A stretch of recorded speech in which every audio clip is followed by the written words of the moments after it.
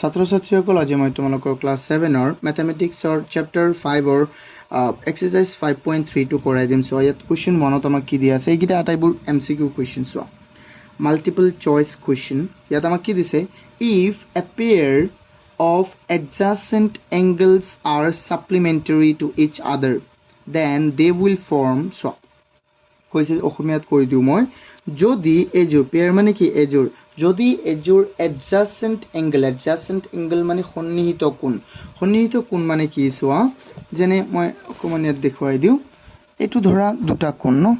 এনেকুৱা দুটা কোণ যদি ধৰা এটা কোণ আৰু এইটো কোণ, এই দুটা কোণ বা এনেকুৱা আছে, এইটো এটা কোণ বা ধৰা এনেকুৱা আছে, এইটো এটা কোণ, এইটো এটা কোণ, এই দুটা কোণক আমি একেলগত কি বুলি ক'ম, এডজাসেন্ট ফিগাৰ বুলি ক'ম। ঠিক আছে, বা এডজাসেন্ট এংগল। এডজাসেন্ট এংগল যদি দুটা এডজাসেন্ট এংগল কি হয়, সাপ্লিমেন্টারি টু ইচ আদার, সম্পূৰক কোণ হয়, অৰ্থাৎ যদি এজোৰ সন্নিহিত কোণ কি হয়, সম্পূৰক হয়, এই দুটা কোণক যোগ কৰিলে কিমান হ'ব, সম্পূৰক মানে 180 ডিগ্ৰী, তেন্তে সেইটো কি হ'ব কোৱাচোন, এনেকুৱা দুটা কোণ যি দুটা কোণক একেলগে আছে, এই দুটা কোণক যোগ কৰিলে 180 হ'ব, মানে কি সেইটো এটা ষ্ট্ৰেইট এংগল হ'ব লাগিব না নাই কোৱা, হ'ব লাগিব। তেন্তে অপশ্যন কোনটো হ'ব, কাৰেস্পন্ডিং মানে অনুৰূপ, এইটো নহয় ভাৰ্টিকেলি অপোজিট এংগল মানে বিপ্ৰতিপন্ন, এইটো নহয়, এইটো লিনিয়াৰ পেয়াৰ এংগল হয়, এইটো হ'ব। তেন্তে কুৱেশ্যন 1ৰ শুদ্ধটো আমাৰ কি, চি, এইটো তোমালোকে চিন দিবা। ঠিক আছে, তাৰ পিছৰটো চাম, if two angles are supplementary their sum will be, কৈছে যদি দুটা কোণৰ মান কি হয়, সম্পূৰক হয়, কৈছে যদি দুটা কোণ কি হয়, সম্পূৰক হয়, তেন্তে সেই কোণ দুটাৰ যোগফল কিমান হ'ব। চোৱা, আমি জানো যে সাপ্লিমেন্টাৰী এংগল কাক কয়, যদি দুটা কোণৰ যোগফল 180 ডিগ্ৰী হয়, তেন্তে এইটো অপশ্যন বি হ'ব। তাৰপিছত কৈছে if two angles are complementary to each other, যদি দুটা কোণ কি হয়, পৰস্পৰৰ পূৰক কোণ হয়, কমপ্লিমেন্টাৰী মানে কি পূৰক, যাৰ পূৰক মানে হ'ল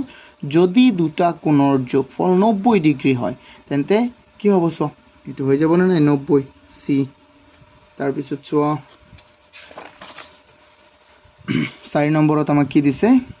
in the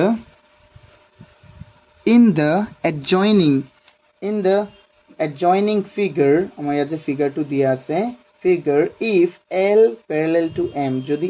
L to M ৰ সমান হয়, তেন্তে এংগল 1 এংগল 2 কি হ'ব, angle 1 and angle 2, then angle 1 equal angle 2, since they are, এই দুটা কোণ কিয় সমান হ'ব কোৱাচোন,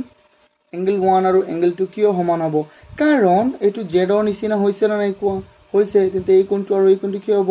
এইটো আমাৰ অল্টাৰনেট এংগল হ'ব। অল্টাৰনেট মানে কি, একান্তৰ কোণ। তাৰপিছৰটো চোৱা, তাৰপিছৰটো হ'ল কি আমাৰ 5 নম্বৰটোত কি কৈছে, এবাৰ চোৱা ভালদৰে, in the figure the pair of alternate interior angle will be, so ইয়াত alternate interior angle, alternate মানে কি একান্তৰ, আৰু interior মানে অন্তঃ, অৰ্থাৎ তলৰ চিত্ৰটোত কোন দুটা কোণ কি হ'ব, alternate interior angle, অৰ্থাৎ একান্তৰ অন্তঃকোণ। চোৱা এটা যেটো তোমাৰ এইটো হ'ব কি আমাৰ angle 2 আৰু angle 3 হৈ যাব, এইটো কিমান হ'ব এনসাৰটো, angle 2 and angle 3। চোৱা ষ্টুডেন্টস, মই এইটো এই বিষয়ে অকমান কৈ দিওঁ কেনেকৈ হ'ব। এইটো দুই ধৰণৰ কোণ হ'বই পাৰে। চোৱা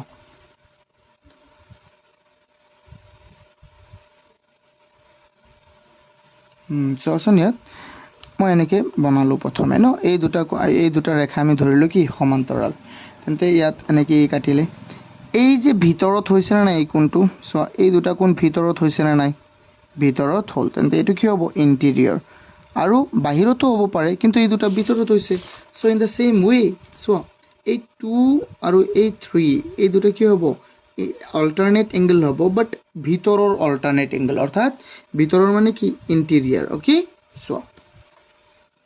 তেন্তে এইটো অপশ্যন বিটো হ'ব আমাৰ শুদ্ধ। তাৰপিছত চাওঁ কুৱেশ্যন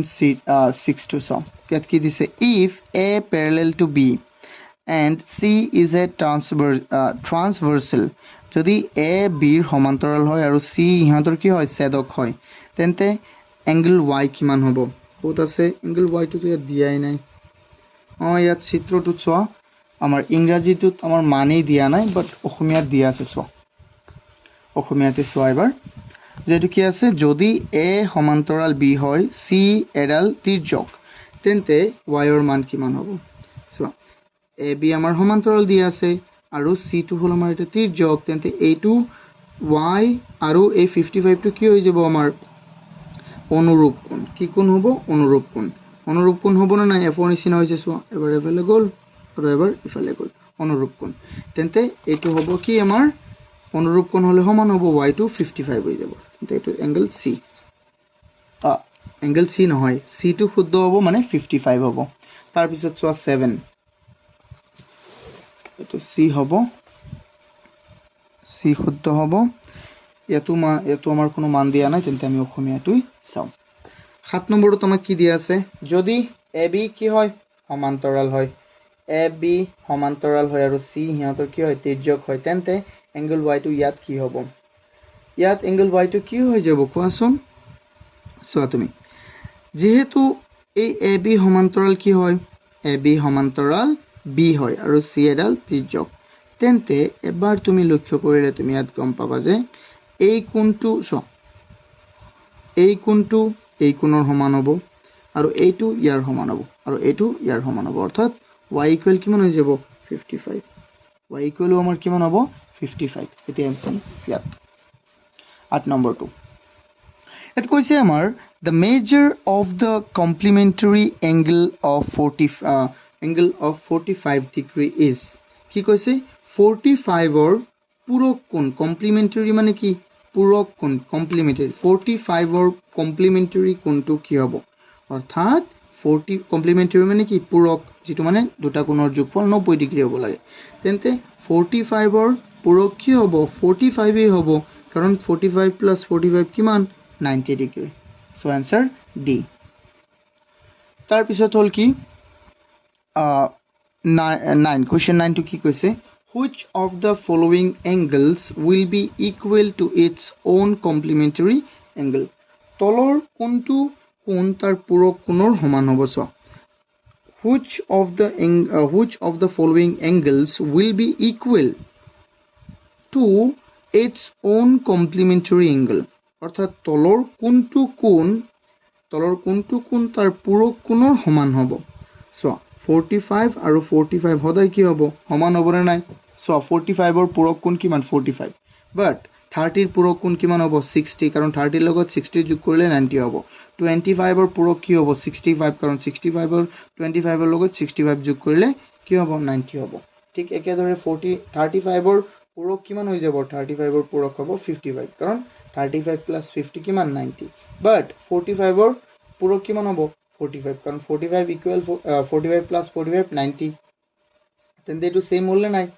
সেম হল তাৰ পিছতো চোৱা 10 নম্বৰটো আমাক কি কৈছে which of the following angles will be equal to its own supplementary angle এটো একই কোৱেশ্চন কিন্তু ইয়াত কৈছে কমপ্লিমেন্টাৰী ইয়াত কি কৈছে সাপ্লিমেন্টাৰী অৰ্থাৎ তলৰ কোণটো কোণ তাৰ সম্পূৰক কোণৰ সমান হ'ব সো সম্পূৰক কোণৰ সমান মানে কি সম্পূৰক মানে 180 ন দুটা কোণৰ যোগফল 180 হ'ব লাগিব তেন্তে 180 90 ৰ লগত তুমি 90 যোগ কৰিলে কিমান হ'ব 180 তেন্তে অপচন বি তাৰ পিছতো কি আমাৰ কোৱেশ্চন 11 ইয়াত কৈছে if L parallel to M and C is the transversal যদি L M ৰ সমান্তৰাল হয় আৰু C তাৰ transversal হয় তেন্তে x ৰ মানটো কি হ'ব সো x ৰ মানটো কি হৈ যাব সোৱাচোন ষ্টুডেন্টস এবাৰ ভালদৰে ইয়াত দিয়া আছে L কাৰ সমান্তৰাল M ৰ সমান্তৰাল আৰু C হল ট্ৰান্সভাৰ্সাল তেন্তে এটো x হলে এটো কিমান হ'ব x হৈ যাব তেন্তে ax আৰু ax এটা x আৰু দুটা x যোগ কৰিলে কিমান হ'ব 180 তেন্তে তিনিটা x হৈ গল সো 3x = কিমান হ'ব 180 তেন্তে x = কিমান হৈ যাব 180/3 so x = 60 x = কিমান হ'ল 60 I hope তোমালোকে এটো বুজি পাইছা এতিয়া চাও আমি নেক্সট কোৱেশ্চন টু 14 not 12 ত আমাক কি দি আছে চোৱা ইয়াত আমাক কৈছে in the given figure L parallel to M তলত দিয়া চিত্ৰটোত কি দিয়া আছে আমাৰ L parallel to M L M or parallel হয় and C is transversal আৰু C টো কি হয় তাৰ transversal the value of X is তেন্তে X or value to কি হ'ব so ইয়াত আছে X so students L M or সমান্তৰাল হয় আৰু C টো তাৰ ছেদক transversal মানে ছেদক তেন্তে এটো 130 হলে এটো কিমান হ'ব 130 in the same way এটো 130 হলে এটো কোন কিমান হৈ যাব কারণ এটো opposite angle vertically opposite angle এতে এটো হৈ যাব 50 এটো 50 হলে ইউ কিমান হ'ব 50 কারণ এই দুটা কি আকৌ একান্তৰ কোণ হৈ যাব এতে এটো 50 হলে এটো কিমান হ'ব 50 সো অ্যাঙ্গেল এটো 50 হ'ব অর্থাৎ এ তার পিছত চোৱা 13 নম্বৰটোত কি আছে in the given figure L parallel to M L parallel to M ইয়াত L parallel to কি M and C is transversal একই বস্তু আমি x ৰ মান উলাব লাগে ইয়াতো L M ৰ সমান্তৰাল C হল তাৰ ছেদক তেন্তে এই দুটা কোণ এই x ৰ মানটো আমি উলাব লাগে সো স্টুডেন্টস আমি কেনেকৈ উলাম ইয়াত এটো যেহেতু সোয়াছন এবাৰ x ৰ নিচিনা হ'ব না ইয়াত ইফালে দিলে এটো হ'ব তেন্তে ইয়াত দুটা x তেন্তে এটো কি হ'ব দুটা x এই কোণৰ মানটো হ'ব কি 2x আকৌ এইটো যদি আমি যোগ কৰো এইটো যোগ কৰিলে কিমান হ'ব 180 হ'ব না নাই কোন দুটা কোণ যোগ কৰিলে 2x আৰু 7x তেন্তে সোয়া 2x + 7x যোগ কৰিলে কিমান হৈ যাব 180 কাৰণ এটো এটা স্ট্ৰেইট অ্যাঙ্গেল তেন্তে 9x = কিমান হৈ গল 180 আৰু x = কিমান হ'ব x = হৈ যাব 180/9 so x = কিমান 20 so that কেবাৰ যাব দুবাৰ আৰু 0 20 x = কিমান ওলাল আমাৰ 20 x ৰ মান ওলাই গল আমাৰ 20 option B for Bahubali so এটা কলে হল তাৰ পিছত চাও আমি 14 ত আমাক কি দিয়া আছে if two lines are so if two lines are equidistant অর্থাৎ পরস্পর সমদূরবর্তী equidistant মানে সমদূরবর্তী from each other then they are মানে যদি দুটা লাইন পৰস্পৰৰ পৰা সমদূৰত্বত অৱস্থিত তেন্তে লাইন দুটা কি হ'ব সো মই ইয়াত যে বুজাই দিছিলো কেনেকৈ বুজাই দিছিলো সো প্ৰথমটোতে এটো নহয় ইয়াত মই বুজাইছিলো নেকি বেলেগ এটা অনুশীলনীত বুজাইছিলো সো ধৰি লোৱা এটো এটা ৰেখা এটো এটা ৰেখা এই ৰেখা দুটো পৰস্পৰ সমদূৰৱৰ্তীত আছে মানে ইয়াত যিমান ইয়াত ধৰা 5 সেন্টিমিটাৰ হলে ইফালেও কিমান হ'ব 5 সেন্টিমিটাৰ দূৰৱৰ্তীত আছে তেন্তে ইয়াত কেতিয়াও একলগ নহয় হবনে নহয় যেহেতু একলগ নহয় তেন্তে কি হ'ব ইহত সমান্তৰাল হ'ব তেন্তে ইয়াক আমি কি বুলি কম সমান্তৰাল মানে প্যাৰেলাল লাইনক আমি কি বুলি কওঁ সমান্তৰাল ৰেখা দেন হৈ গল কিমান ইজি এই চ্যাপ্টাৰটো বহুতেই ইজি তো আমি এটো অকন প্ৰেক্টিস কৰিব লাগিব ঘৰত ভালদৰে আৰু ভিডিওটো যদি ভাল লাগিল তেন্তে এটা লাইক কৰি দিয়া আৰু চেনেলটো এতিয়াও সাবস্ক্ৰাইব নকৰিলে প্লিজ সাবস্ক্ৰাইব কৰি দিয়া থ্যাংক ইউ